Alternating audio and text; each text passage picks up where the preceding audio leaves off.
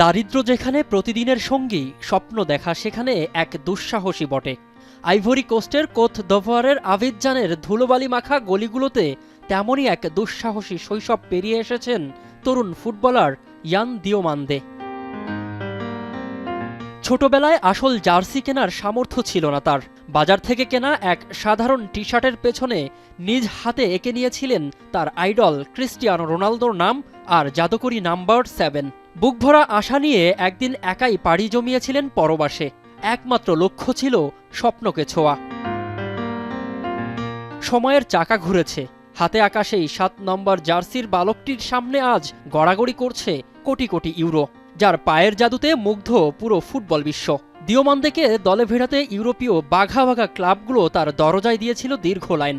টাকার পাহাড় নিয়ে পিএসজি তাকে নিশ্চিত করতেও চেয়েছিল, কিন্তু ভালোবাসা আর স্বপ্নের কাছে হেরে গেছে কোটি কোটি ইউরো। প্যারিসের রাজকীয় প্রস্তাব এক বাক্যে ফিরিয়ে দিয়েছেন তিনি।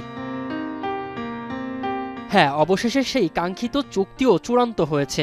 100 মিলিয়ন ইউরোরও বেশি বিশাল ফিতে দিওমান্দে পাড়ি জমাচ্ছেন তার শৈশবের নায়ক ক্রিস্টিয়ানো রোনালদোর সাবেক ক্লাব রিয়াল মাদ্রিদে।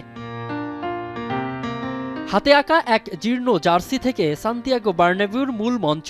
ইয়ান দিওমান্দের এই অবিশ্বাস্য যাত্রা যেন জীবন্ত এক রূপকথা, যা আমাদের আবারও মনে করিয়ে দেয় স্বপ্ন সত্যি হয় যদি তা জীবন দিয়ে ভালোবাসা যায়।